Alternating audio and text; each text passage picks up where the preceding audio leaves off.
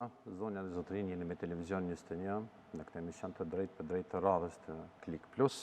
Sonte jemi bashkë me kryetarin e Aleancës për Shqiptarët, me mbrëma Sterben Taravari, faleminderit shumë, respekt.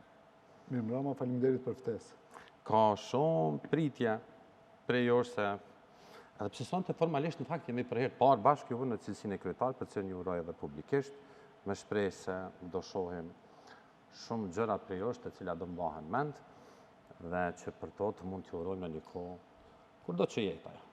Tani, zoti kryetar, çka mendoni se presin sonte të gjithë që dëgjojnë nga jush? Po nuk e di çfarë presin qytetarët. Në cilën përgjigje? Nuk e di çfarë presin qytetarët, po situata aktuale politike në Maqedoni definitivisht është si asnjëherë më parë, mos them 4-5 vitet e fundit, pak e komplikuar, pak apo mund të thuhet edhe pak më shumë e komplikuar. Po dhe kështë është shënu pak e komplikuar, si citat tuaj. Është interesant si do të zhvillohen punët, po definitivisht viti 2023 mendoj se do të jetë interesant me zhvillime politike ngjajshëm sikur viti 2016, kur u mbajtën zgjedhjet parlamentare në dhjetor, në qoftë se zgaboj 11 dhjetor 2016, kur ndodhen ndryshime radikale në skenën politike. Unë edhe ta shpres ky vit jetë shumë interesant, shumë dramatik, me zhvillime interesante në skenën politike dhe me ndryshime të cilët qytetarët gjatë kohë më presin që të ndodhen në skenën politike në Republikën e Maqedonisë Veriut. Sa për korrektësi, kur flasim për 2016 është ndryshimi i pushteteve. Kam të drejtë, kështu është. E tani, sonte, nga ky emision cilën porosi, zoti kryetar, juve personalisht ja dërgoni gjithë aktivistëve dhe votuesve të Aleancës për Shqiptarët, por jo vetëm dhe të gjithë atyre shqiptarëve që duhet ta dinë se pse duhet ta përkrahen Aleancën për Shqiptarët. Nuk ka dyshim që Aleanca për Shqiptarët është parti politike e cila e bën opozitarizmin në Republikën e Maqedonisë Veriut këto 7-8 vjet sa ekzistojmë si parti politike, dikundi me fillimet tona prej dikundi nga fundi vitit 2014, gjysma e dytë e vitit 2014, parti politike e cila ka pas rritje të vazhdueshme, nisëm me 2 deputet, tash jemi 8 deputet, nisëm me shumë pak deke në ndek, sot parti e konsolidume, mund të them parti e konsolidume në gjithë teritorin e Republikës Maqedonisë së Veriut, parti e cila ka më dikundi afër 11.000 antar aktiv dhe të cilët realisht e kanë bë opozitarizmin ashtu si duhet në Republikën e Maqedonisë Veriut dhe besoj dhe shpresoj që në periudhën e ardhshme gjithashtu të vazhdojmë me këtë aktivitet. Aleanca për Shqiptarët do tenton në periudhën e ardhshme ta bën ndryshimin e gjatë pritur të shqiptarët, do të një parti politike e cila duhet ta sjellë ndryshimin në politikbërjen të shqiptarët. Ne kemi dëshmuar me atë sa kemi qenë qeveri vitin 2017 se dim ta bëjmë ndryshimin, dallimin prej qeverisjes aktuale. Ju e dini atëherë u thitni me një ministri të vetme dhe mendoj se arritëm ta tregojmë si bëhet ndryshe udhëheqja e një ministrie. Në këtë periudhë kemi udhëheqje edhe me disa komuna, këto 5 vjet. Njerë kishim Gocivarin, Vrapçishtin, Bogovinën, dhe besoj se kemi arritë edhe aty të tregojmë transparencë, llogaridhënie, përgjegjësi. Komuna e Gocivarit është një prej komunave më transparente apo institucioneve më transparente të udhëhequra nga shqiptarët dhe vazhdojmë ta mbajmë këtë trend që të tregojmë se mundemi dhe dim ndryshe të udhëheqim me institucionet dhe kjo do të jetë intenca e Aleancës për Shqiptarët edhe në të ardhmen, jo të vjen në pushtet, po ta sjellë ndryshimin që shqiptarët e presin gjatë periudhës në Republikën e Maqedonisë Veriut. Ma thatë opozitarizmin 2-3 herë. Tani, sot, Aleanca të cilën për shqiptarët që në drejtoni, është më afër të bëhet pjesë e qeverisë apo të mbetet në opozitë? Për momentin sa flasim, Aleanca për Shqiptarët është në opozitë dhe gjithnjë e bën opozitarizmin, do të thënë reagime, preskonferenca, aktivitete të ndryshme në teren, në përdek në të cilët jemi opozitë, në degët ku jemi pozitë nuk kemi çfarë bëjmë opozitarizëm, po mendoj edhe atje ku jemi pozitë, flas për pushtetin lokal, edhe atje Aleanca e bën opozitën, Vetë-vetës. Po, pasi që e kam përshtypjen sikur nuk ekziston opozitë në komunat në të cilën ne u theqim, sidoqoftë për momentin që flasim Aleanca për Shqiptarët vazhdon të jetë opozitë, deri në momentin e qoftë se vendos më ndryshe. Po? Jemi me një periudhë thashë të komplikuar politike, jemi në komunikim të vazhdueshëm me gjithë faktorët politik relevant në rajon. Kur them në rajonin nënkuptoj për shqiptarët me rëndësi janë faktorët politik të Kosovës dhe Kishte takime, do të flasim edhe për ata. Po edhe me faktorët politik apo përfaqësitë ambasadave apo përfaqësitë ndërkombëtare të cilët janë me relevancë për ne në Republikën e Maqedonisë së Veriut dhe po i shqyrtojmë të gjitha mundësitë dhe të gjitha gjërat të cilët mund të ndodhin në periudhën në vijim. Aleanca për shqiptarët me 8 deputetët që i ka, është një faktor shumë me relevancë për momentin, shumë kredibil për momentin. E dini, është partia vetë me shqiptare cila nuk ka pas të lëvizje ndonjëherë ndonjë kryetar komune apo ndonjë deputet. Kjo tregon edhe atë kompaktësi që ekziston në Aleancë për shqiptarët. Kështu që jemi duke analizuar të gjitha mundësitë dhe të gjitha them kështu potezat e ardhshme të cilët mundemi dhe duhet të luajmë gjithnjë për të mirën e shqiptarëve, qytetarëve, po edhe antarëve të Aleancës për shqiptarët. Tani, pyetja ishte, a është më afër? Jo, qeverisë, deri në momentin që Aleanca për shqiptarët nuk bën eventualisht një hap të atill, që ekziston probabilitet realisht, nuk është pjesë e qeverisë. Të atill që ekziston për momentin, a që nuk ekziston? Si që dëgjova, prandaj e përsërita fjalët e për momentin ekziston probabilitet edhe për të qenë pjesë e qeverisë, dhe këtë gjithnjë e kemi analizuar dhe e kemi trajtuar brenda strukturave partijake, gjithnjë duke menduar për të mirën e qytetarëve, për të mirën e vendit, për lëvizjet të cilët apo për obligimet të cilët duhet t'i marrim dhe janë në, them kështu, në sinkronizim me faktorët politik me relevancë them në trojet shqiptare, po edhe me faktorin ndërkombëtar. Tani, për të na kuptuar të gjithë, pa lanë hapësirë interpretimit, kur thoni ekziston probabilitet, kur e përkthejmë në gjuhën tonë të thjeshtë, ç'a i bie kjo? Ekzistojnë gjasa që... Ka ofertë për qeveri? Shikni, ofertë konkrete nuk ka, por realisht ne jemi në komunikim të vazhdueshëm me gjithë faktorët politik, po edhe me përbërësit e qeverisë aktuale. Shikni, për momentin ju e shikni si është situata në kuvend, gati se kuvendi është ndarë në 60-60. Shumica e aktuale qeveritare, gati se disa ditë nuk mund të bën shumicë në kuvendin e Republikës së Maqedonisë së Veriut. Gjithashtu ju e dini për ligjet të cilët ishin të rëndësishme, apo propozimet të cilët ishin të rëndësishme për Republikën e Maqedonisë, të cilët nuk mundeshin të kalojnë në Parlamentin e Republikës së Maqedonisë së Veriut, në kuvend, pa ndihmën e Aleancës për shqiptarët. Këtu vazhdimisht e potencoj, e kam potencuar, po përsëri do ta potencoj se është edhe propozimi francez për marrëveshje ndërmjet Bugarisë dhe Maqedonisë. Pa ndihmën e deputetëve të Aleancës për shqiptarët nuk do kish kalu kjo, apo shumica aktuale kishte 60 deputet, kurse deputetët e Aleancës për shqiptarët e bën atë numrin 68 që të kalon kjo në kuvendin e Republikës së Maqedonisë së Veriut, që ishte një moment shumë i rëndësishëm për rrjedhat e më të tjeshme për shtetin në të cilën jetojmë. Të gjitha porosit që i marrim prej gjithë faktorëve politik me relevancë, po edhe prej faktorit ndërkombëtar, është prioritet mbi prioritetet në Republikën e Maqedonisë së Veriut, është vitin 2023 mos mbahen zgjedhjet parlamentare, dhe pse si opozit, natyrisht çdo opozita kërkon që të ketë zgjedhje të parakohshme, por preferencat ju them prej shumicës prej atyre që ne i llogarisim si kredibil dhe relevant, është që ndryshimet kushtetuese duhet të jenë prioriteti i kësaj periudhe, apo skriningu për Republikën e Maqedonisë së Veriut mbaron dikundi nga nëntori në qoftë se zgaboj, pastaj duhet nisi negociatat. Negociatat nuk fillojnë pa ndryshimet kushtetuese. Tani, këto atëherë po i thoni që duhet të ndodhin të gjitha pa shkuar në zgjedhje parakohshme.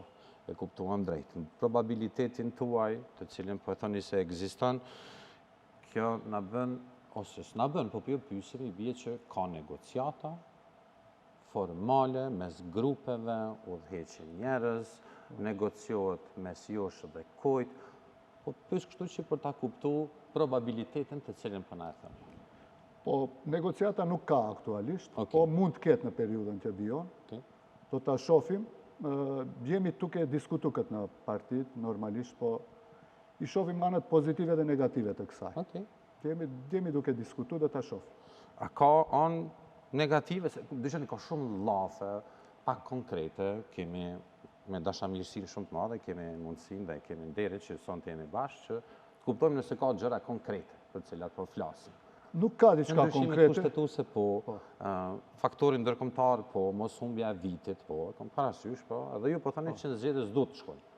Por që duhet me dhënë hisën e juaj të votave dhe të stabilitetit kësaj qeverie. Dhe kjo arrihet, keni kërkesa. Po do ta shohim tash numrat janë ashtu që nëse Alianca për Shqiptarët nuk kyçet në qeveri, probabiliteti është i madh që të shkohet zgjedhjet parakoshme. Thash, faktorët me relevancë politik na preferojnë që mos shkohet në zgjedhje.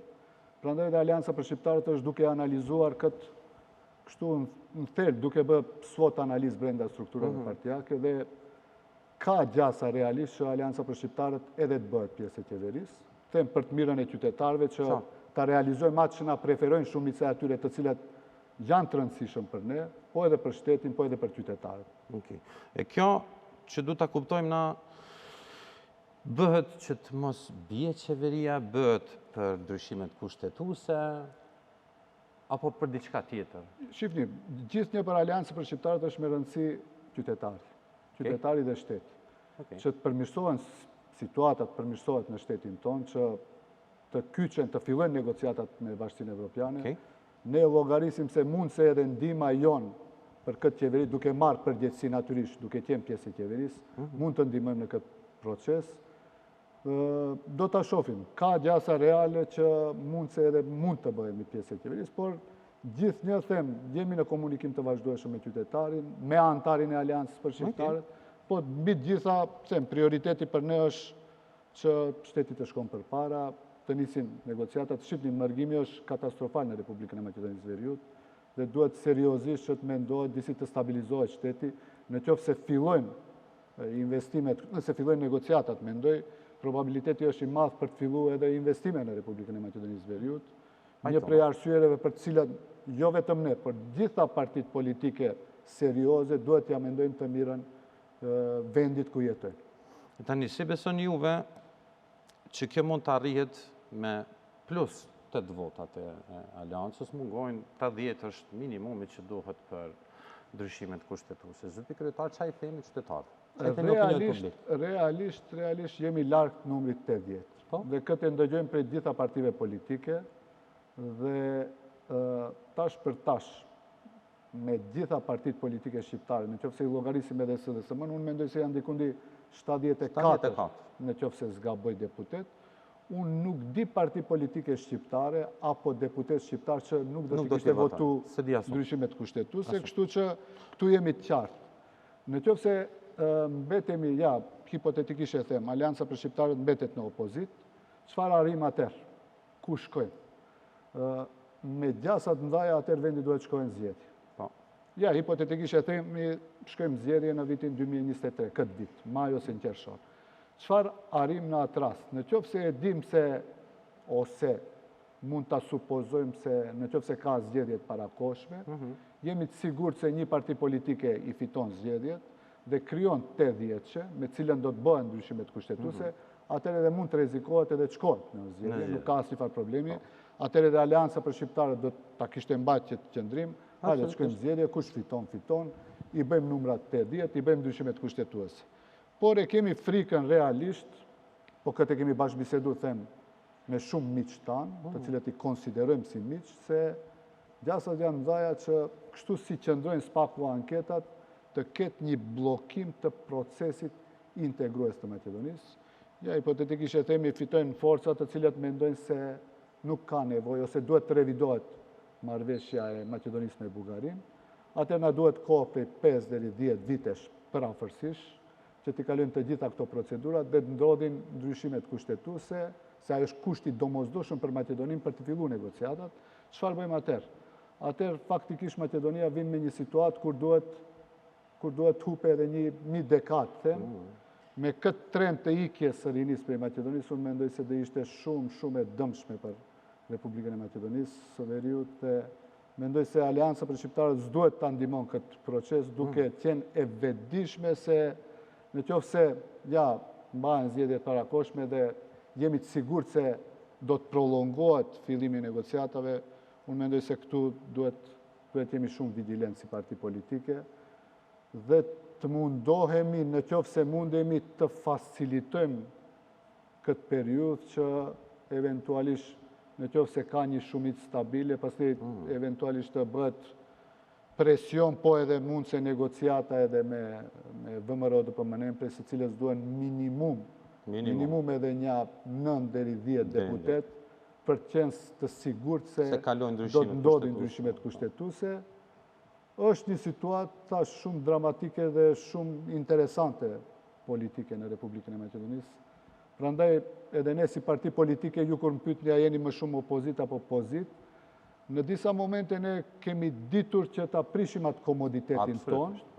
Sidomos për shembull në vitin 2016 ne ishim plot vetëdijshëm se me hyrjen në qeveri me BDI-n e dëmtojmë vetveten dhe ne në vitin 2017 në 1 qershor u kyçëm qeverisë me vetmin qëllim që të shkon Gruevski dhe Aleanca për Shqiptarët është faktori kryesor që e dërgoi në pension politik Nikola Gruevski dhe regjimin e atëhershëm.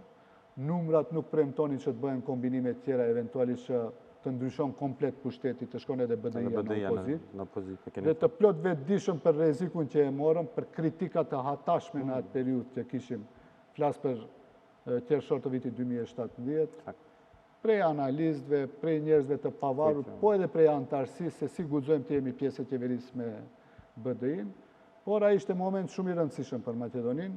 Mbas asaj ndodhi hyrja e Maqedonisë në NATO, nuk e them se Aleanca e ndryshoi, po hyrja e Aleancës në qeveri e katalizoi këtë proces të antarësimit të Maqedonisë në NATO, mos ndryshonte pushteti. Atëherë zbesoj se ndodhte edhe marrëveshje e Presmës, mos flasim tash edhe për marrëveshjen me Bullgarinë. Kështu që edhe ky është një moment shumë i rëndësishëm, unë e vlerësova para sikur dhjetori i vitit 2016 apo si fillimi i vitit 2017 dhe në këto momente duhet të miren them kështu lëvizje të guximshme politike me të vetmin qëllim që të tejkalohen situatat në të cilat gjendemi, duke marrë parasysh edhe invazionin e Rusisë në Ukrainë, e cila krijon telashe ekstra me kriza të lloj-llojshme që janë në rajon, në qoftë se analizohen edhe situatat aktuale politike në Kosovë, në Maltezi, në Bullgari veç më 2-3 vjet nuk ka qeveri, kështu që mendoj se duhet të analizohet mirë në strukturat partijake, ne jemi në komunikim edhe me partit të cilet janë pozit edhe opozit, gati se me gjitha partit politike, dhe duhet miret një vendim i cili do ishte më par i rëndësishëm për qytetarin, për shtetin, më shumë i rëndësishëm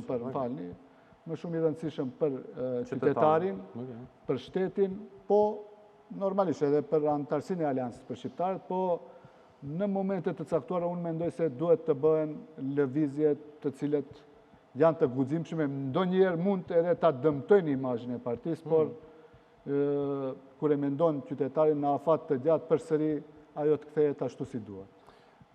Që kthej tek ajo, kur ju pyeta ka ofertë konkrete, thatë nuk ka. Për momentin nuk ka një ofertë konkrete. Po flasim që të bëni pjesë e qeverisë kur s'ka ofertë konkrete. Dëgjoni, unë du të jem transparent. Unë du të jem transparent maksimalisht. Ne jo se kemi komunikim me partit politike të cilët janë pjesë e qeverisë, edhe me SDSM-n edhe me BDI-n, dhe po është lartë kemi bisedu a duhet Aleanca për Shqiptarët për momentin tjetë pjesë e qeverisë, dhe naturisht është shprej interese dhe publikisht atë e kanë thënë edhe SDSM-n. Po, edhe zotri Alian, mejtë edhe zotri Kovac. S'kemi çfarë më shefim aty. Absolutisht. bile kam pas përfaqësues të partisë tonë me përfaqësues të BDI-s dhe SDSM-s, po s'ka një marrëveshje definitive me cilën mund të them se Alianca për Shqiptarët definitivisht do të jetë pjesë e qeverisë. Kur më thani ka pas antar të Aliancës për Shqiptarë me BDI-n dhe me LSDM, çka i bie kjo?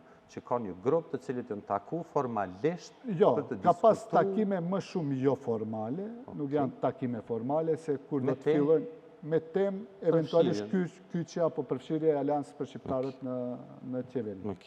Dhe thonë, është shtru dilema dhe nga zotimi Chalski dhe VMRO-ja që çka nëse ata e nxjerrin një mocion për interpelancë ose kushdo tjetër eventualisht për ndonjë prej ministrat të qeverisë dhe se si do të votonte Alianca për Shqiptarët. Pastaj do dalim apo i zgjeloni të gjithë VMRO-n dhe Levicën në anën e parë të Maqedonës edhe besën në anën tjetër. Edhe njëherë pyetjen se Çështja e një interpelancë eventuale ndaj njërit të ministrave që është shtruar si dilemë se si do vepronte Alianca. Ju thatë jeni unik, jeni sinkron 8 deputet. Absolutisht, do të Nëse thonë vjen një mocion i kuvend, grupi parlamentar i Aliancës për Shqiptarët është kompakt, as që diskutohet, qëndrimet politike janë të përbashkëta.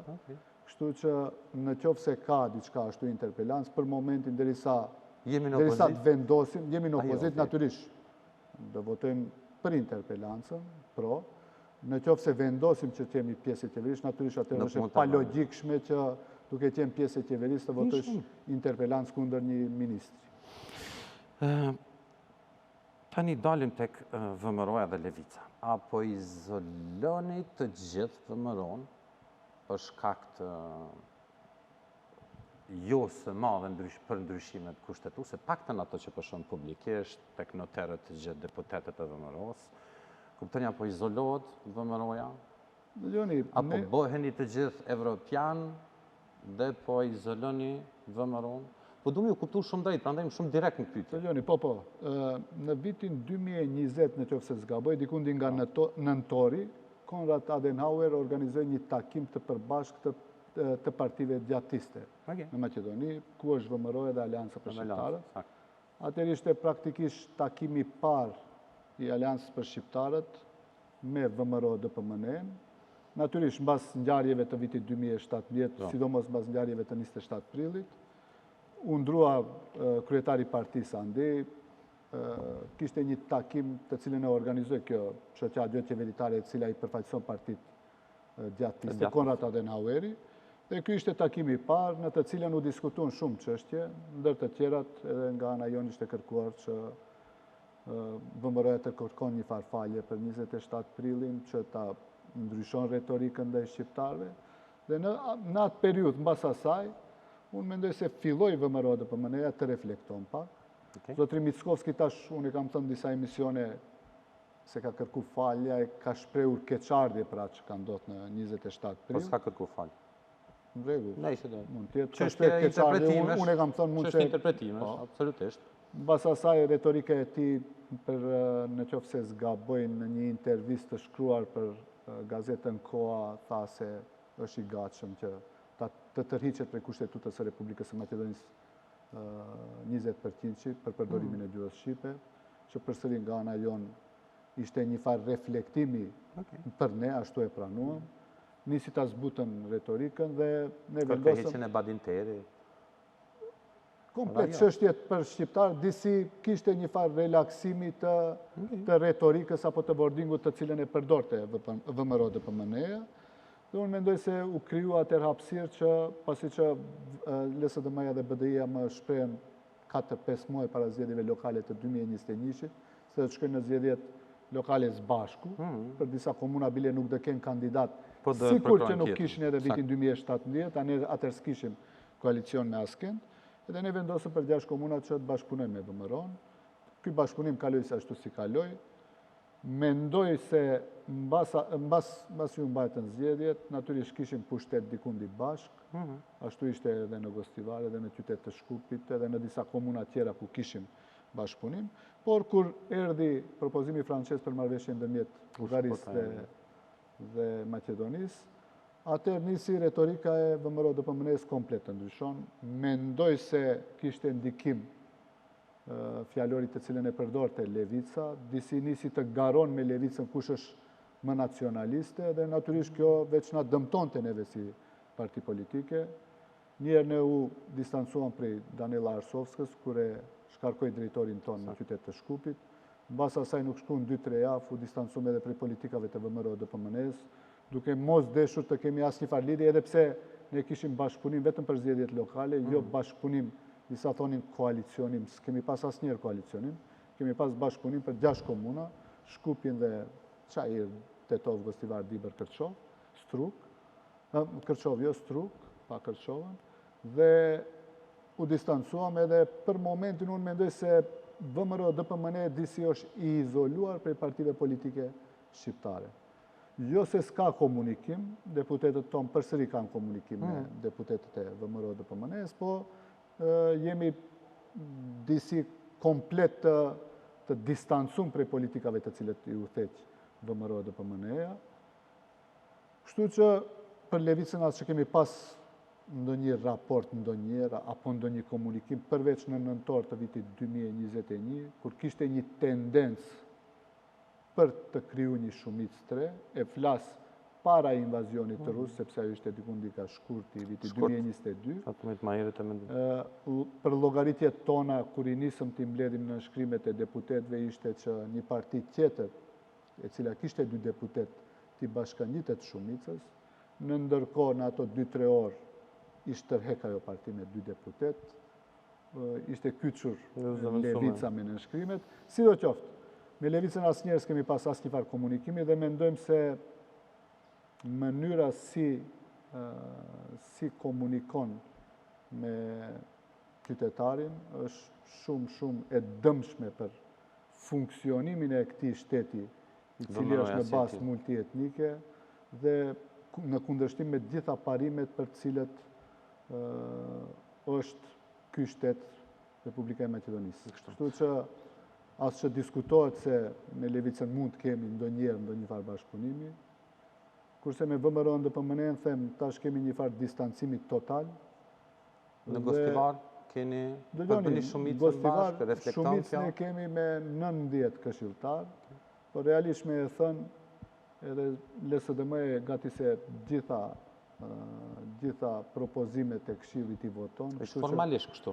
Formalisht keni? Formalisht po, kemi formalisht, po nuk ka ndonjë bashkëpunim të politikave të mëdha përveç politikave lokale, po aty ta them sinqertën edhe gjitha partitë politike për shumicën e vendimeve votojnë unanimisht, se gërçe në Këshillin Komunal ka kur janë ngushtë numrat. Në mandatin e kaluar ishim 16, 15, njerë pro BDI, 2 vjetë pro nesh, kështu që mos tem ama 80-90% të vendimeve të Këshillit Komunal në Gostivar votohet me konsensus, me prej gjitha partive politike. Hapja gjasat, probabilitetet për cilin po flasim sante për përfshirjen e aleancës të cilin e drejtoni në qeverinë ekzekutiv, a mund të ketë pasoja në dhe qeverisjen lokale ku i keni komunat tuaja, për shembull. Se me LSDM s'keni koalicion, se ka qenë me BDI në koalicion në kandidatë të cilët i keni fituar dhe i keni komunat tuaja. Kjo si do reflekton, e ka formulë zëvendësuese? Jo, as që kemi mendu atë moment, po unë mendoj se në komunat ku u theqim ne, jo se kemi problem me numrat e këshilltarëve. Për politikat tjera besoni, sidomos politikat lokale, kur ke shumicë të konsiderueshme në këshill, gati se e them, për shumë problemet të cilët janë problemet të lokaliteteve të ndryshme të vendbarimeve të ndryshme. Në kuptimin që do vjen nga qendra, nga kjo VMRO e Shkupit, e cilat do e thotë të gjithë tyre, dhe gjani, ato që kemi në nivelli komunale nuk vlenë më me aleancën për shqiptarët, sepse ka nisë negociatën. Prandaj pyes reflektimi dhe vendimmarrja, sidoqoftë. Edhe të vjen në ashtu situatë, unë mendoj se s'kemi problem me numrat në Këshillin Komunal, edhe në Vrapçisht edhe në Gostivar. Mendoj se nuk do ketë ndonjë impakt, po se besoj se VMRO-ja mund të bëhen ndonjë hap të atill, po edhe në qoftë e bën, s'kemi çfarë i bëjmë, ne s'mundemi ta ndajmë. E tani, ma thoni ju lutna për besën. Ku po mbetet besa? Po mbetet besa vetëm një parti, lëvizja besa, më fani që t'jem korrekt politikisht, po mbetet vetëm një parti opozitare? Dëgjoni, me gjas, po e thëmë me gjas. Jo që Aleanca ka marrë një vendim përfundimtar, opozitarizmin të shqiptarët e bën definitivisht aliansa për shqiptarët. Them, shumë me rëndësi është edhe shtrirja e partive, jo vetëm numri i deputetëve, çdo respekt edhe për lëvizjen Besa, kështu që ne kemi raporte korrekte me lëvizjen Besa, edhe pse s'kemi ndonjë bashkëpunim, realisht jemi pak të zhgënjym nga qeverisja të cilën e udhëheqin në Tetov, sepse realisht Alianca për Shqiptarët ka ndihmuar atje në raundin e dytë në zgjedhjet lokale dhe fatkeqësisht feedbacku që e kemi marrë për lëvizjes Besa nuk ka qenë as pak korrekte me njerëzit e Aliancës për Shqiptarët, të cilët janë në institucione, janë të punësuar, jo për punësime të reja apo shërbime diçka prej lëvizjes Besa, po sidoqoftë unë mendoj se duhet të ekzistonte, duhet të vazhdon komunikimi të cilën e kemi me lëvizjen Besa, sikur me të gjitha partitë politike të cilët janë të orientuara pro Bashkimit Evropian. Zotri kryetar, më thoni ndryshimin që ju mund t'ia thoni sonte opinionit publik që do e bëni në të kompozicion aktual qeveritar. Juve, e thatë në fillim në fjallën e juaj që kur ishit në qeveri dallimin e keni bërë. Tani, ku e shihni fuqinë më të madhe tuajën si parti politike për bërë ndryshime në këtë, në cilë sektor, se në fund kur isha me deputetët e Aliancës tuaj, pikërisht të edhe që ku e shihni vetën më të mirë të orientuar që për dënë ndihmën dhe për ajo mu pa me njerë. Kuptoni, ju një mjek kur e keni drejtu Ministrinë e Shëndetësisë, do që thot Fatmir Aliu, po matjet e jerit ishin këtu në ministri ma i përmendur, ma i popularizuar, ta thime, dhe ashtu. Kuptoni, jo pëse s'kit bët asgjë, po dollët në televizion në intervista, po pëse kishit vendos një rregull të ndryshëm me sektorin e shëndetësisë. Tani ku? Mirë, me kuadro, unë mendoj se Alianca për Shqiptarët është partia më e pasur, me kuadro të ndryshëm. Edhe mjek, edhe inxhinier, edhe ekonomist, edhe jurist, edhe çdo profil, mendoj se Alianca për Shqiptarët ka kapacitete intelektuale të jashtëzakonshme. Dhe ka kapacitete për të udhëhequr me gjitha institucionet. Jo që kemi hyrë në detaje se cilët ministria apo cilët dikastere do t'i udhëheqin Alianca për Shqiptarët. Unë për vesh ku i keni ekspertizën më të mirë që për kuptu të gjithë opinione se ku ishin i vetën që e bëni ndryshimin në një afat të shkurt. Resurset njerëzore që i kemi, unë mendoj se për një periudhë të shkurt mund ta bëjnë dallimin dhe diferencën e udhëheqjes të një kuadri të Aliancës për Shqiptarët me kuadrët të cilët i udhëheq për shembull BDI-ja apo SDSM-ja. Thash, një periudhë shkurtër ne kemi udhëheq një ministri, po kemi udhëheq një periudhë pak më gjatë disa komuna. Dhe në qoftë se analizoni investimet në komunën e Bogovinës, Vrapçishtit, Gostivarit, do ta shihni se ka dallim të jashtëzakonshëm në krahasim me komunat të cilët po vetëm sa ata njerëz janë në ato vende punë, e bëjnë punën në ato komuna. Nuk e besoj që do mund t'i merrni, po pak. Nuk besoj që do mund t'i merrni në ekzekutive eventualisht. Edhe në ministri, në qoftë se përzgjidhet kuadri mirëfillt, i cili ka vizion, i cili mund t'i hyjë asaj pune, mendoj se do ta ketë obligim që ta bën dallimin. Mendoj se kemi ashtu kuadro, pa ma parasysh. Nuk them se fiks duhet të jetë kjo ministri apo ajo ministri. Ne mundemi cilën do qoftë institucion të udhëheqim, mendoj se mund ta bëjmë dallimin. Dhe kjo do ishte ajo që duhet të arrihet në qoftë se vendosim definitivisht të hyjmë në qeveri. Në qoftë se vendosim që mbetemi opozit, atëherë do të vazhdojmë opozitarizmin, jemi duke riorganizuar në gjitha degët, duke filluar prej likove deri në strug dhe do të vazhdojmë aktivitetin ton opozitar, ashtu sikur që e kemi bërë këto 7-8 vjet. A mund pret opinioni publik që ju zotri kryetar nuk do e zgjidhni se s'ka shkop magjik me zgjidhje çështjen e drejtësisë apo pabarazisë para drejtësisë në Maqedoni. Po që apo që e keni synim atë për cilin keni kritikuar këtë shtet për kaq vite për që njoh juve dhe Aliancën për shqiptarët.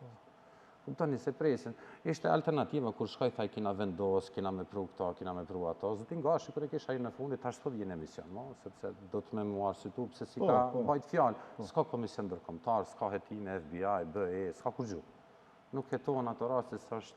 Po qartë.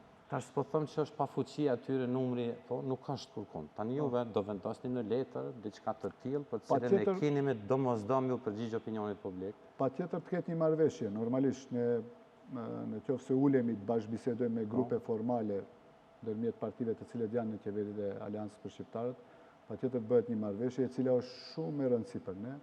Jo me rëndësi digasteret dhe institucionet të cilet do t'i udhëheqim, sa marrëveshja politike të cilën duhet ta bëjmë.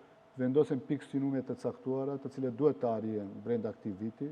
Normalisht, nëse ne vendosim ta marrim këtë rrugë, duhet të arsyetohemi edhe para qytetarit, po edhe para antarit të Aleancës për Shqiptarët, se pse sakrifikojmë, pse hyjmë këtu edhe çfarë dhe ku duam të arrijmë. Unë mendoj se kemi kapacitete njerëzore që t'i sinkronizojmë punë të caktuara. Ju e dini se dolem edhe me një paket masash të cilat i prezantuam edhe para partive politike, edhe para opinionit, por edhe para faktorit ndërkombëtar. Mendoj se është paket masash të cilat kryesisht janë antikorrupsion, të cilën ju e shihni edhe ambasada e Shteteve të Bashkuara të Amerikës këtë periudhë është e fokusuar në çështjen e antikorrupsionit. Besoj se Aleanca për Shqiptarët mund të jep kontribut të jashtëzakonshëm në këtë në luftën antikorrupsion. Absolutisht. Me aq sa kapacitete, sa do të ketë kapacitete natyrisht në qoftë se kyçet në qeveri, në qoftë se nuk kyçet nga ana e opozitës, vazhdimisht do të insistojmë që të shtyhet përpara, të shtyhet kjo agje dhe të imponohen tema të këtilla që shoqëria në Maqedoni ta lufton këtë fenomen i cili është shumë i dëmshëm për qytetarin dhe për shtetin. Përmendet më herët që keni diskutuar dhe me faktorin politik shqiptar në rajon, ishit në takim me kryeministrin e Kosovës, Tryn Albin Kurti, para se shkoni në Tiranë të takoni të zotin Rama dhe gjithë të tjerë tani.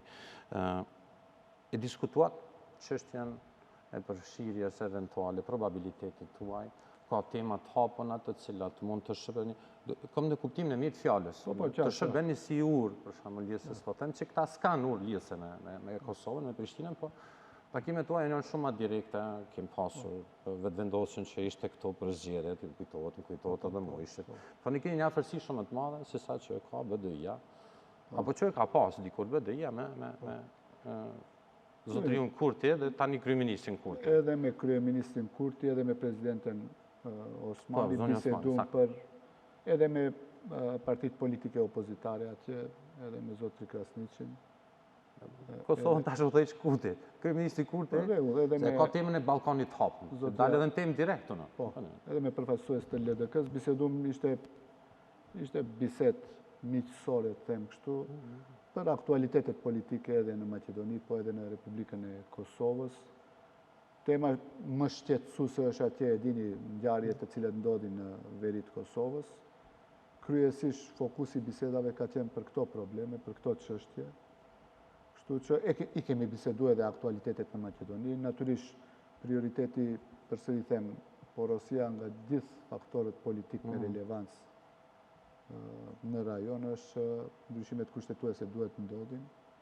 Dhe Maqedonia e Veriut duhet të nisën negociatat sa më shpejt, sa më urgjent, bile mundësisht paralelisht të shkojmë me Republikën e Shqipërisë. Në qoftë se ndodhen ai gepi ndërmjet Shqipërisë dhe Maqedonisë, mendoj se do jetë shumë kështu, do ndikon shumë negativisht te qytetarit, do jetë shumë zhgënjyese për qytetarët e Republikës së Maqedonisë Veriut dhe ajo mund të mendoj të akceleron edhe një valë të re të mërgimit prej Maqedonisë për shtetet e Evropës perëndimore, kështu që këto ishin bisedat kryesisht të cilat i kemi bërë edhe me kryeministrin dhe me presidenten. Mbas asaj, normalisht kishim takim për të cilën jeni të informuar me kryeministrin e Shqipërisë, në të cilën gjithashtu u bën analizat përgjithshme të vitit 2022. Natyrisht bisedum edhe për aktualitetet edhe në Shqipëri, edhe në Maqedoni. Impakti i krizës apo agresionit rus në Ukrainë, impakti në rajon, sidomos në krizat energjetike, ekonomike, rritjen e çmimeve, inflacioni. Bashkëbiseduam edhe për atë që eventualisht Maqedoni për Shqipërinë, zotri Rama shprehu që është shumë e rëndësishme që Maqedonia ti vazhdon negociatat bashkë me Shqipërinë, mos ndodhe ndarje e Maqedonisë prej Shqipërisë. Kështu që ishin biseda miqësore, këshilla, këmbim informatash, kështu që vazhdojmë atë komunikim të cilën e kemi pas, jo që s'kemi pas komunikim, kemi pas komunikim të rregullt edhe me Shqipërinë edhe me Kosovën. A dalloni nga partnerët aktual të qeverisë për temën e Ballkanit hapun? Po, Shqipni, kanë tash qëndrimi... Disa herë kur jemi pa, për si shqit kryetari, Aleancës për Shqiptarët, ushtues detyre, kemi folur shumë hapun. Sot, formalisht kryetar, do të më parashtru prapë, një të pyetje. Po, Shqipni, tash procesi Berlinit është aktualizu. Edhe shumë e rëndësishme procesi Berlinit, ne kemi qenë në atë vi, tash edhe Gjermania e aktualizoi procesin e Berlinit. Dhe e mbajmë atë këtë qendrim. Ti mbahemi procesit Berlinit, ta lëmë Ballkanin e hapur? Unë mendoj se procesi Berlinit duhet vazhdon, këtë kemi thënë edhe vazhdojmë ta themi, pse të dy proceset ndihmojnë në bashkëpunimin rajonal. Kështu që Aleanca për Shqiptarët e mban qëndrimin e procesit Berlin, po edhe u aktualizu prej kryeministrit të Gjermanisë se përsëri po i kthehemi procesit Berlinit.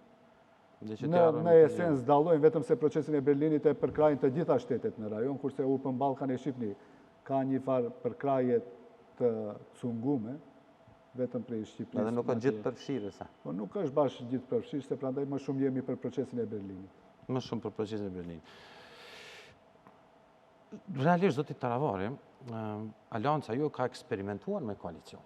Ishit me unitetin, një kohë, dhe atëherë pastaj edhe me Lëvizjen Besja, me zotrin Kasami, pastaj me alternativën, sfundin edhe me ratimin në VMRO, në nivel lokal. Çka mësoi Aleanca për Shqiptarën nga këto koalicione, zotri kryetar? Aleanca çdo herë ka treguar se ka kapacitete koalicionuese, ka koalicionu me shumë parti. Në fillim e dini me unitetin dhe RDK-n, atëherë ishim Lëvizje për Reformat PDSH. PDSH, sakt. Të gjitha ato partit, shumica e antarësisë të atyre partive u kyçën dhe prandaj u quajtëm Aleancë për Shqiptarët. Në vitin 2017 në zgjedhjet lokale në raundin e dytë bashkëpunu me Besën, vetëm në raundin e dytë. Në 2019 e përkrahëm Bleri Mrekën, edhe ne edhe Besa. Në garat prezidenciale, sakt. Edhe koalicionim kemi pas 2020 me alternativën. Në parlamentare. Ishte imponim atër që të kemi bashkëpunum. Fatkeqësisht Aleanca për Shqiptarët nuk ka përvoja shumë të mira prej këtyre bashkëpunimeve. E dini, alternativa pritshmëria jonë ishte që të vazhdojmë, edhe marrëveshja ishte që të vazhdojmë 4 vjet, por ndodhi ashtu si ndodhi, ato vendosën që të shkojmë, Aleanca për Shqiptarët mbeti në opozit. Ta jemi me një situatë që Aleanca vazhdon të punon si opozit, të vepron si opozit, kurse alternativa vendosi të shkon në qeveri. Tash për zgjedhjet e ardhshme mendoj se duhet jemi shumë të vëmendshëm në bashkëpunimet me partit politike, po gjithsesi jemi të hapur për të ulë dhe për të bashkëbiseduar me gjithë secili. Shumë varet prej asaj sa do të organizojmë dhe si do të organizojmë ne në teren. Unë mendoj se ka... Juve si Aleancë apo të gjitha partitë? Si Aleancë për Shqiptarët. Përveç BDI-s? Ne jemi... Po, përveç BDI-s, ne jemi duke u organizu në teren, ju e shifni ka prurje shumë intelektualve, me disa kemi bë edhe prezentim të tyre, me plot prej tyre edhe as pak nuk kemi prezentu në publik, po faktikisht janë kyç dhe janë duke i ndihmu Aleancës për Shqiptarët. Për mu prioritet dhe për nes prioritet është puna në teren dhe ndërtimi i infrastrukturës së shëndosh partijake në çdo nëndek. Bile tash kemi vendosur shkojmë edhe pak më poshtë, përveç në ndekve të shkojmë edhe të formojmë këshillat e vendvotimeve, ku do të kemi përgjegjës për çdo vendvotim, i cili do të jetë në komunikim të vazhdueshëm dhe të rregullt me qytetarin, po edhe me antarin e Aleancës për Shqiptarët.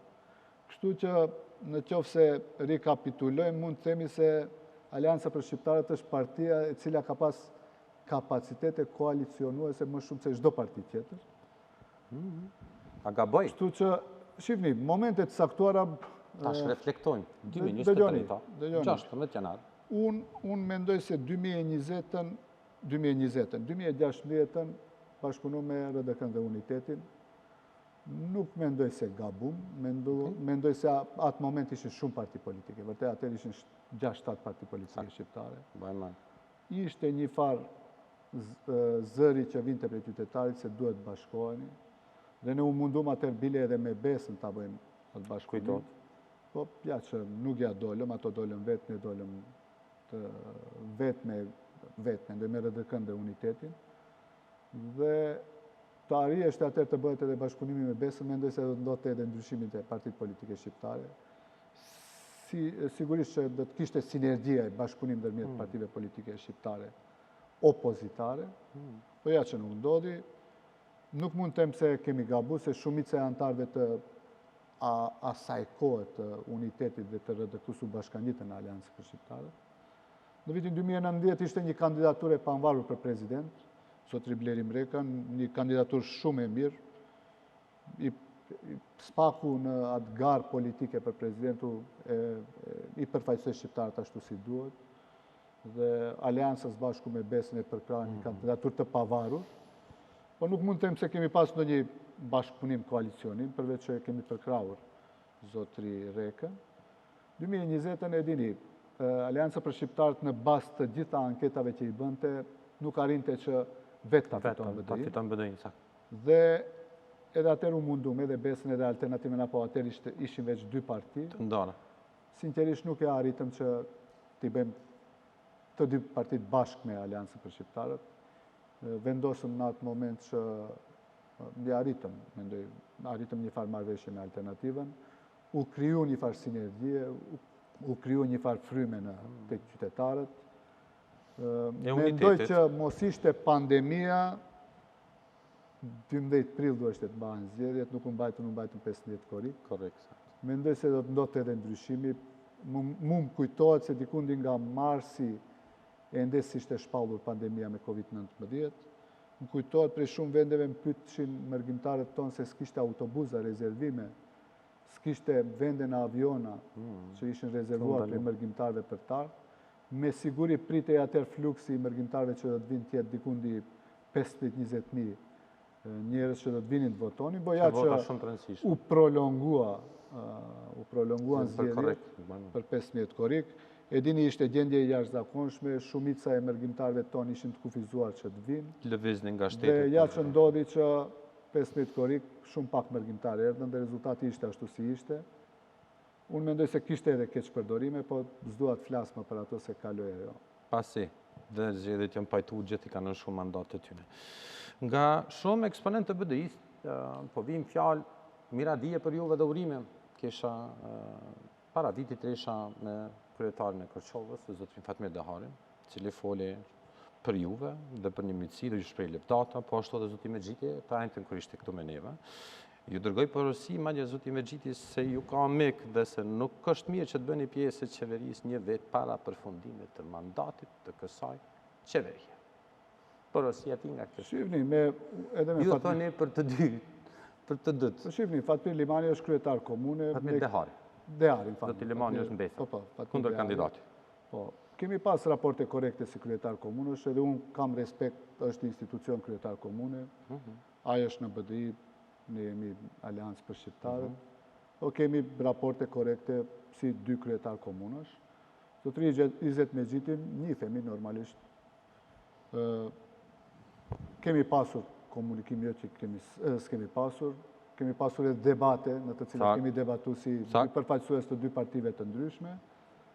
Tash, këto ngjarje që ndodhin në BDI është ma shumë punë e brendshme BDI-s, unë s'kisha desh të hyj në analizat të ngjarjeve të BDI-s. Mirë e vlerësoj atë që zotri Mexhiti ka një farë konsiderate ndaj me, kështu që edhe unë e vlerësoj atë, s'di çfarë them. Po e kuptoj.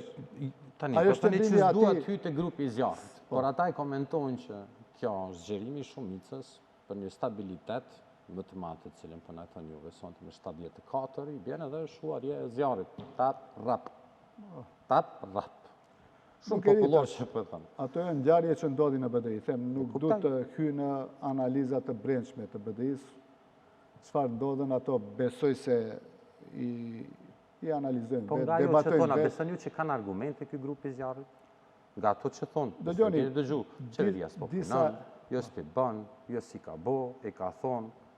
Disa herë ka ndodhur që grupi i zjarrit është largu këto 2 vjet, me sa më kujtohet, nëse kjo është hera e 5 apo e 6, them, s'du të hynë analiza, përsëri ato si do të vendosin ashtu le të bëjmë. Absolutisht. Neve në intereson struktura e jonë politike. Natyrisht, jo se nuk i përcjellim, e përcjellim me vëmendje krejt çfarë ndodhen. Absolutisht. Po, përsëri them, ato mund të ulen nesër, nuk më habitën në qoftë se i shoh ndonjë takim përbashkët, vin dikush faciliton dhe ndodh që të ulen përsëri bashkë.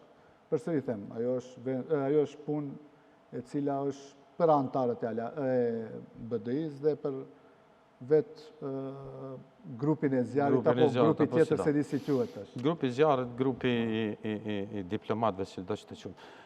Juve a keni vërejtje për punën e qeverisë? As që diskutohet. Shifni, vërejtjet tona për punën e qeverisë vazhdimisht e kemi thënë. Edhe nëpërmjet deputetëve, edhe nëpërmjet preskonferencave që i kemi mbajt, edhe nëpërmjet paraqitjeve tona publike që i kemi pas, vazhdimisht kemi pas vërejtje për punën e qeverisë. Dhe kjo është e pakontestueshme, por tash ngëzon që një grup brenda BDI-s vëren se nuk ka investime kapitale, se është mërgimi shumë i madh. Po vëren se nuk ka. Kështu e thatë. Dëgjoni, deri para një periudhe të konsiderueshme, për shembull, dilnim debat me disa përfaqësues të grupit të zjarrit, dhe ato më kundërshtonin kur thysha se nuk ka asnjë spital në Maqedoninë Perëndimore. Nuk ka asnjë kilometër rrugë të asfaltume apo autostradë në Maqedoninë Perëndimore. Nuk ka asnjë shkollë të ndërtume këto 20 vjet në Maqedoninë Perëndimore. Nuk ka investime kapitale në kuptimin e investimeve të rëndësishme infrastrukturore në Maqedoninë Perëndimore dhe përfaqësues të grupit zjarrit më thonin nuk është ashtu, se ka shumë investime, se BDI-a ka bërë shumë. Sot ngëzon që një pjesë e BDI-s veç e vëren se ne kemi pasur të drejtë kur e kemi kritikuar qeverisjen e BDI-s, po të shpresojmë që të vetëdijsohet edhe pjesa tjetër. Tani juve shteli që kjo qeveri çalon ku? Ku s'jap rezultat? Dëgjoni, investimet kapitale janë pjesa kryesore e dobësisë kësaj qeverie. Unë e kam thënë se në pjesët ku jetojnë shqiptarët shumë pak ka investime. Kjo është ajo që është mangësia më e madhe e kësaj qeverie. Mendoj se ka shumë ministri, vërtet kanë shqiptarët shumë ministri si asnjëherë më parë, por nuk bëjnë punë. Kjo është problemi kryesor. Hajde. Ka ministra shumë shqiptar, po s'bëjnë punë. Po me e marë, analizoni, një spital ma gjeni që është investuar në Maqedoninë Perëndimore, një shkollë që është ndërtu, 1 kilometër autostradë të asfaltume. Ma thoni? Jo, së më ne thamë që jam qeveri. Nuk jam qeveri. Si gazetar nuk mundëm absolutisht të lëshon ato, por çështja është që, s'po them që vrejtjet janë të njëjta, po nuk ma përmendet drejtësinë. Nuk ma përmendet arsimin, filli, reformën, po e thatë, shkolla, kuptaj, që objekte, pa të keqe kom për objekte. Po edhe arsimin, në qoftë se analizohet, ka nisë tash duhet filloj gjysmëvjetori 2 i shkollave, ende s'kan nxënësit libra. Në qoftë se analizoni disa fshatra ku banohen me shqiptarë, nxënësit mësojnë në Kosovë, që nuk kanë shkolla. Mos bisedojmë për korupcionin dhe krimin e organizum, i cili është, nuk e shifni, nuk mund t'i ndjekim skandalet që ndodhin. Tani nëse shkojmë nga ky fakt deri në zgjedhjet e ardhshme, te kjo probabiliteti i cili u bë apo s'u bë 100%, e jo të jetë në promila, po të jemi të sigurt të flasim për atë, juve në zgjedhjet e radhës e shihni vetëm ku zotëve kryetar. Dëgjoni, i bëjmë analizat edhe ne shohim si zhvillohet puna. Normalisht, thash, gjendja është shumë e komplikume. Çdo herë jemi mundu dhe e kemi thënë se duhet ta sjellim ndryshimin te partitë politike shqiptare. Te kësaj vije duhet t'i mbahemi. Ne do të mundohemi që, thash, prioriteti jonë është zhvillimi i Aleancës për shqiptarët, në qoftë se mundemi vetë eventualisht të dalim në zgjedhje, por nuk i përjashtojmë mundësitë edhe për bashkëpunime. Kur them bashkëpunime, nënkuptoj bashkëpunime me partitë politike shqiptare. Ulemi e shohim, nuk duhet të them tash. Pse përmendën shqiptarë? Po, shihni, për Aleancën për shqiptarët për momentin unë mendoj se është e pakapshme absolutisht bashkëpunimi me ndonjë parti politike maqedonase në lista zgjedhore të bashkëta. Parazgjedhore. Kjo është spaku tash si e shoh disponimin në antarësinë tonë është e pakapshme dhe e pamundshme. Dhe s'mund të them se Alianca për Shqiptarët planifikon që të bëndë ndonjë koalicionim me ndonjë parti politike macedonase para zgjedhjeve. Ambas zgjedhjeve, natyrisht, ju e dini, qeveri nuk mund bëhet pa parti politike macedonase. Po për partitë shqiptare, unë nuk përjashtoj bashkëpunim me asnjë parti politike shqiptare. Kemi komunikim me gjitha partitë pa përjashtim dhe do të vazhdojmë të komunikojmë kështu. E shohim si vjen situata, ashtu edhe vendosim. Jo, se është çështja që... Nuk mund të them diçka që përjashtoj... Shumë kanë pyetur. Shumë, online ka normal, shumë pyetje nuk e keni idenë se, po më vinë veç po fluturojnë këtu, po s'mund të arrit të lexoj. Edhe kjo është ajo nga ajo që bëjmë sot, çfarë do mbjellim do korrim. Ashtu është si po ma shkruajnë. Ashtu është, po e shohim, unë them, qëllimi jonë është që del Aleanca vetë, dhe të bën rezultat mirë, po shumë varet kjo edhe prej zhvillimit tonë si parti politike, zhvillimit, mendoj, jemi duke punu intensivisht dhe do të vazhdojmë, e kam thënë edhe publikisht se ky vit për ne do të jetë viti fushatës, jo fushat të bëjmë para zgjedhjeve një muaj, po fushat e vazhdueshme që në vazhdimësi të jemi në komunikim jo vetëm me antarin e Aleancës për Shqiptarët, po me çdo qytetar, gjithandej ku mundemi. Tash besoj me 21-shin e janarit të zgjedhim edhe organet partijake në kuvendin të cilën do ta mbajmë në Kumanov, dhe pastaj të strukturuar ashtu si duhet me kryesinë e partisë, me nënkryetarët, me sekretarët, të lishohemi terrenit dhe të punojmë. Unë shpresoj që do të zhvillohemi dhe do të kemi rritje ashtu si kemi pas gjithnjë. Dhe po mundëm, ideali do ishte vetë dalim, po s'mundëm i shohim si do jetë më e përshtatshme edhe për qytetarin, edhe për antarin ton, po edhe për zhvillimin e vendit. Mos e harrojmë, edhe ky moment është shumë i rëndësishëm për ne. A e keni më të lehtë marrjen e vendimit apo rritjen e probabilitetet gjasave për përfshirjen në qeveri pas 21 janarit? Pasi ta mbani edhe të konstituohen gjitha organet me fillë? Dëgjoni, apo nuk është e domosdoshme, patjetër shifni, çdo vendim për hyrje ose nëse sym s'ka dilema aty vazhdojmë, nëse hyjet në qeveri nuk ka dilema që vendimin definitiv duhet të sjellë kuvendi i Aleancës për Shqiptarët, flas për kuvendin qendror, tash quhet kuvendi i partisë, duhet aty të sillet ai vendim. Domethënë s'do e merrni juve ngusht. Kryesia e ngushtë dhe si kryetar. Mundet kryesia e ngushtë, dhe sipas statutit të partisë, vendimin e sjell kuvendi i partisë, jo se tash, gjithnjë ashtu ka qenë. Kështu që në qoftë se arrim t'i afrojmë qendrimet eventualisht, në qoftë se formohen grupe punuese të cilat sjellin një vendim të atill, normalisht patjetër të sillet ky vendim në kuvendin e partisë. Kur flasim për ditë, po flasim për javë, kuptoni tash kur flasim për negociatat. Nuk mund të them, po mendoj se duhet së shpejti ne ta marrim. Ka për ata që rrinë. Definitivisht. Mendoj se ky debat u stërzgjat, ne duhet ta sjellim një vendim. Besoj se këto një javë, 2 javë, 3 javë ne duhet tulemi edhe spaku deri në fund janarit ta dimë si vazhdojmë. Mund të them, duhet të konsultojmë përsëri në kuvend, besoj se e hapim edhe këtë debat për të diskutuar. Edhe pse në qarqe partijake, gati se në gjitha degët që i kemi kalu, gati se 3 herë këto 3 muaj, kemi bashkëbisedu me antarësin, jo se kemi bërë këtë bisedë. Ka projet, kontra, e kemi bërë edhe në qendrën analitike të partisë analizë shkëlqyeshme çfarë janë përparësitë dhe çfarë janë mangësitë për partinë në qoftë se bëhet pjesë e qeverisë. Unë mendoj se deri në fund janarit ne duhet t'i japim kahje dhe të vendosim definitivisht si vazhdojmë. Deri më tani, ata që po më shkruajnë ty për ta kuptuar se çfarë i thot kryetari i tyre, që janë antarë dhe simpatizantë tuaj të Aleancës, po më thonë, është taku kryetari jonë me zotrin Ahmeti apo me zotin Kovacevski për këtë punë? Dëgjoni, kështu të them, unë se kishte shpekulime se Arben Taravari ka shku në Zajas të Ali Ahmeti, unë asnjëherë si mshefit takimet. Po, kjo vitit kalum? Jo, asnjëherë, unë me zotri Ahmeti... Jo, po më nëjë, kjo e vitit kalum është. 2022-shin, po. Pa dhe, 2022, shkoj nuk shkoj në Zajas, e kuptoj. Unë kam qenë transparent dhe përsëri, po e them, me zotri Ahmeti në 2017 ka qenë takimi që jam taku. Jemi taku bashkë me kryetarin e partisë atër me Zjadinin. Tash jemi taku në takim liderës që e thiri zotri Kovacevski, në bas asaj jemi taku në darkë që në thiri kryeministri Shqipërisë Edi Rama. Bile më kam pyta do ishit taku, pa tjetër se takohem, nëse mundem të takohem me Kovacevskin edhe me Mickovskin, pse mos mundem të takohem me Bilalin, me Aliun, me Afrimin, asë që diskutohet kjo punë. Absolutisht. Po kur do të takohem, do të bëj publike. S'ka pse të tam shefim për, nuk ka gjithë keqë. Absolutisht, edhe s'ka pas takim të atil, po thash, ka pas kanale komunikimi, ka pas komunikim të vazhdushëm, po na darkë të zotri Berama, kemi bashkëbisedu të gjithë kryetarët e partive të cilët ishim.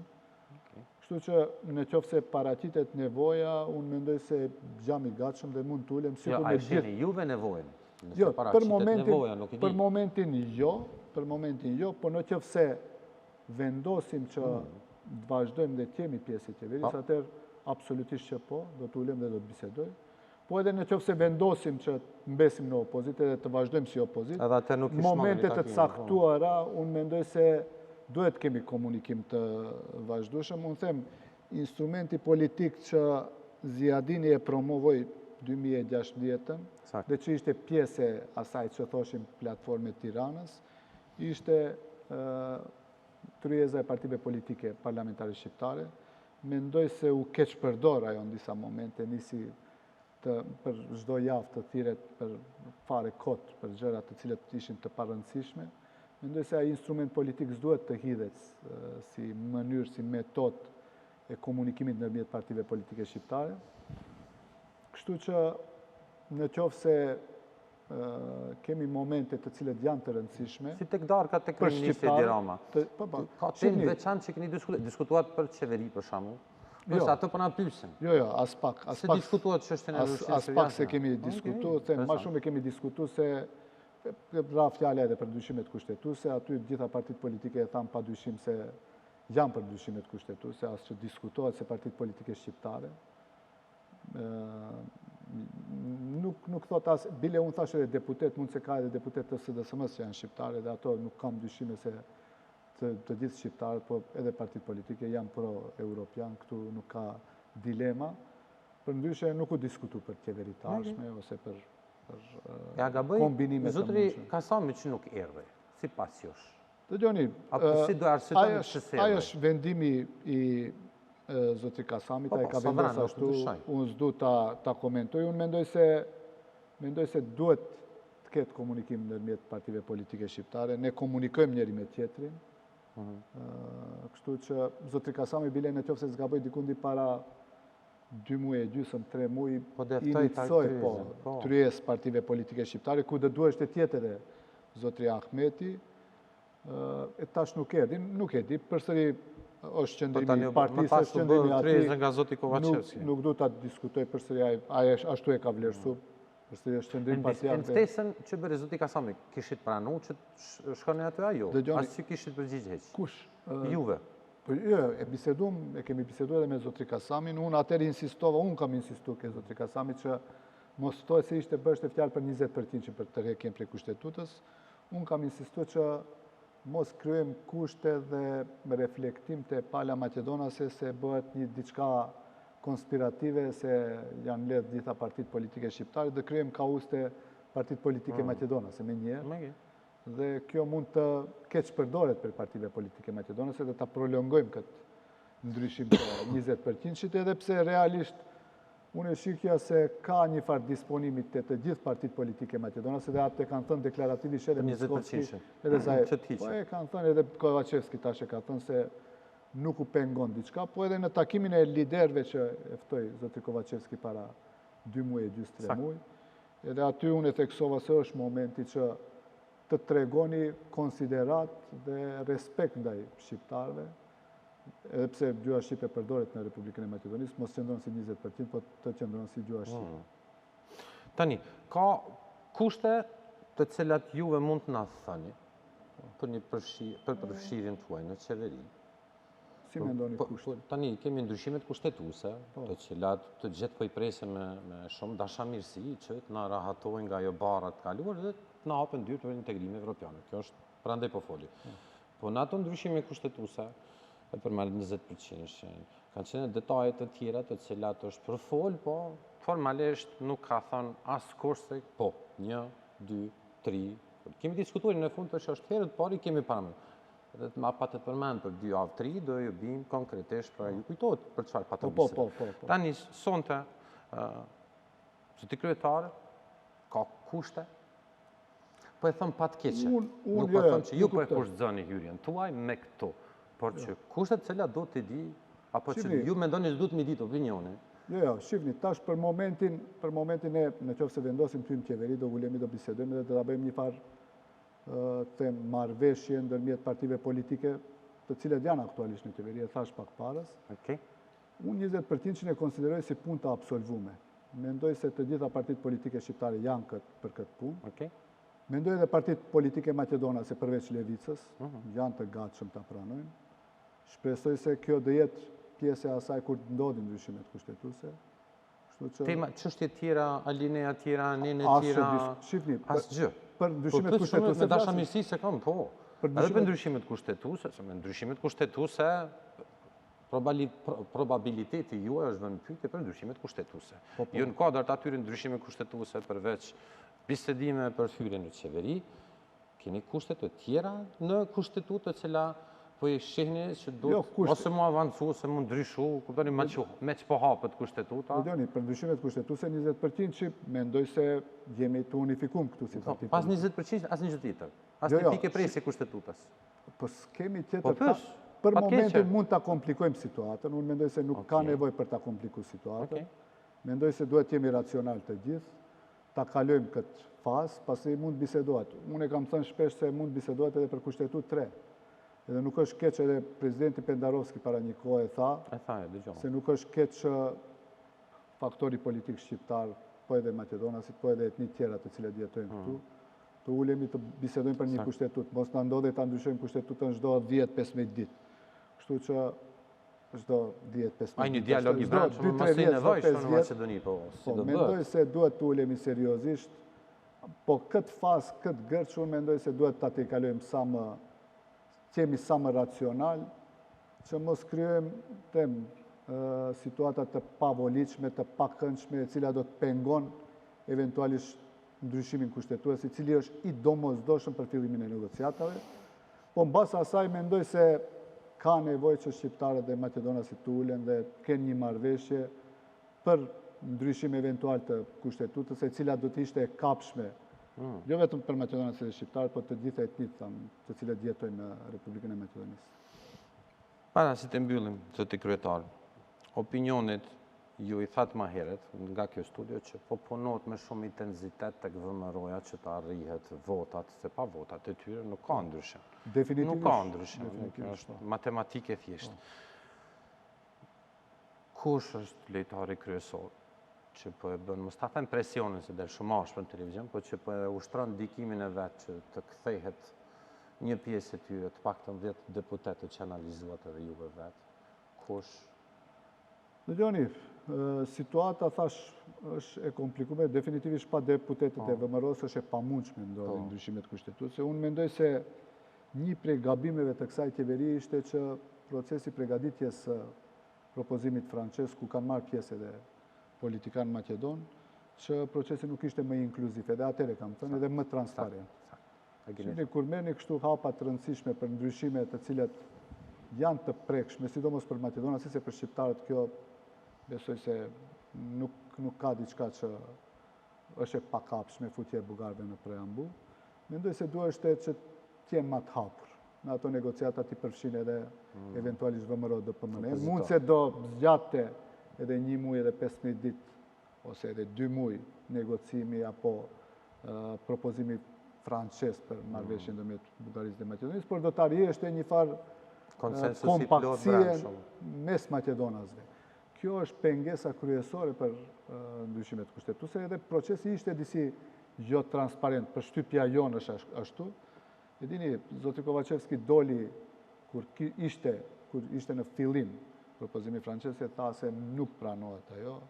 Brenda 4-5 ditëve kishte disa ndryshime të vogla dhe doli pastaj tha se është i kapshëm, harmonizuar, se është super, se s'ka më të mirë. Dhe natyrisht është VMRO-ja si parti opozitare shfrytëzon këtë.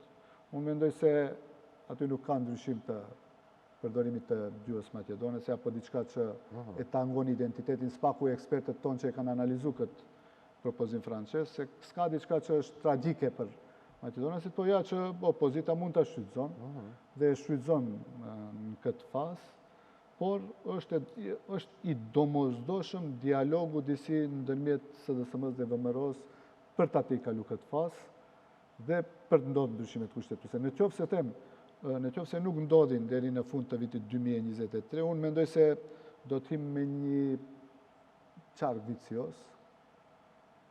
Them, viti 2024 është vit zgjedhor, edhe zgjedhje prezidenciale edhe zgjedhje parlamentare. Nuk i dim rezultatet si dalin. Nuk e dim përsëri a do ketë numër 80, kush do qoftë i fiton zgjedhjet. Ja, hipotetikisht e fiton VMRO-ja dhe mund të kërkon nesër bëjmë marrëveshje 3. Kjo kërkon kohë. Kjo do na shkëpus prej Shqipëria dhe kjo do na krijon telashe të reja, zhgënjim të madh te qytetarët, zhgënjim të madh te faktori ndërkombëtar. Them, ajo do ketë implikime shumë të mëdha në funksionimin e shtetit në përgjithësi. Prandaj them do të hyjmë me një qark vicios i cili do të jetë shumë i rëndë. Edhe pse po i dëgjoj prej VMRO dhe PMN se edhe ato janë për ndryshime kushtetuese, po jo në këtë fazë, para çkohet ndryshime zgjedhje parlamentare, po parakoshme, po pastaj të ndodhin ndryshimet kushtetuese, po realisht dhe sinqerisht unë mendoj se do të na komplikohen punët, duke marrë parasysh edhe rritjen të cilën e ka partia politike Levica, mendoj se mund të vijë në situatë që mos mund të krijohet shumicë pa pjesëmarrjen e Levicës. Këtu është më pyetje edhe cila parti shqiptare do të kishte qenë pjesë e asaj qeverie me kërku hiqjen e njohjes pavarësisë të Kosovës. Për shembull, është statut Levicës. Edhe plot gjëra të tjera, të cilat janë realisht janë problematike për ndonjë parti politike shqiptare për të pranuar, për të qenë me një qeveri me këtë parti politike. Dhe prandaj them, këtë fazë duhet jemi shumë të vëmendshëm si do t'i lëvizim punët dhe nga do t'a drejtojmë shoqërinë, po edhe shtetin përgjithësi të jetë. A keni garanca nga miqtë tanë ndërkombëtar që do ketë 100% ndryshime kushtetuese dhe që ndikimi i tyre do shkojë deri në fund, sepse ju hisën e madhe keni. Në kuptimin shumë pozitiv, shumë mitësor, po them, me një përfshirje në qeveri, nëse kthehemi te zoti Mexhiti, një vjet para mbarimit të mandatit të kësaj qeverie. Hisa është e madhe, përgjithësia dhe më e madhe. Për momentin nuk besoj se ka faktor politik të vendit apo ndërkombëtar që mund të garanton se mund të ketë numër 80. Vetëm se ky që Aleanca për shqiptarët disi e lehtëson dhe e mundson pak më shumë që të rriten gjasat që mund se edhe mund të bëhen 80. Përndryshe nuk mund të them se dikush mund të thotë se 100% do të bëhet numri 80. Dikush mund të thotë se 100% po shpëton qeveri.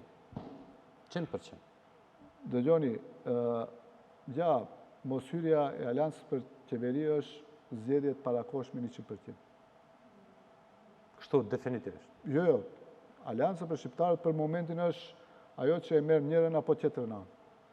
Nga të dy anët, ne duhet vendosim a shkojmë zgjedhjet parakoshme në maj ose në qershor, apo i japim edhe një vjeç shans eventualisht për ndryshimet kushtetuese.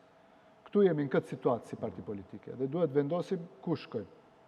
Mund vendosim për të shkuar zgjedhje, në qoftë se kemi garancat sigurta se mbas zgjedhjeve sigurisht do të votohen ndryshimet kushtetuese, atëherë absolutisht ne jemi opozitë, vazhdojmë, jemi mësuar 8 vjet kemi qenë në opozitë. Asgjë nuk do të thotë për ne të mbesim dhe të vazhdojmë në opozitë edhe një vjet. Absolutisht asgjë. Apo këtë që na e thon shumica e atyre që ne i konsiderojmë si miq, që na thon jepni shans. 2023-shit. Mundse dhe me patjetër duhet bëni çmos që të ndrodhin ndryshimet kushtetuese, është për të mirën e vendit, është për të mirën e qytetarit, është për të mirën e çdo njeri që jeton në Maqedoni. E çka është mirë për aleancën Kështu që ne jemi me një udhkryq që duhet vendosim.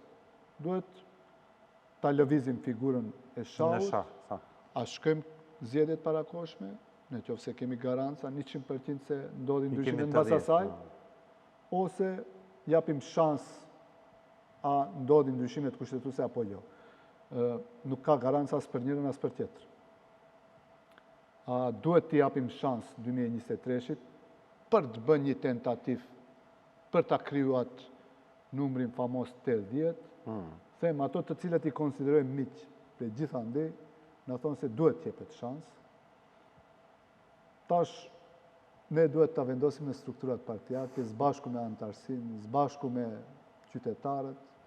Them ka raste kur nuk duhet shifet vetëm interesi i partisë, gjithsesi ne jemi udhëheqësia e Aleancës për Shqiptarët dhe mbi të gjitha na intereson përparimi dhe progresi i Aleancës për Shqiptarët, por ka momente kur qytetari është më i rëndësishëm se partia politike. Procesi është më i rëndësishëm se sa partia politike. Procesi, posaçërisht procesi. Unë vazhdoj të mendoj se në çdo situatë partia politike edhe mund të poenton. Edhe me qenë në opozit, edhe me marrë përgjegjësi të saktume, me njerëz në qeveri, me njerëz profesionistë, të ndershëm, të moralshëm, të cilët do të imponojnë një farë kulturë politike, udhëheqje që e bën diferencën, po edhe në opozit, me mbet në opozit, duhet të intensifikojmë aktivitetet politike opozitare, me të vetmin qëllim që ta fitojmë besimin e qytetarit i cili ditën e zgjedhjeve duhet të del voton dhe praktikisht sovranit i cili i jep mandat dikujt. U thash pyetjen e dytë, fillim të emisionit cilëpërësia që qeni aktivist dhe elektoratit dhe krejtëve për nga jo, në fund të përmbyllet tamam kështu që për me tregu. Po, aktivistët e Aleancës për Shqiptarët dhe pyetën çka përfitojmë na si Aleancë?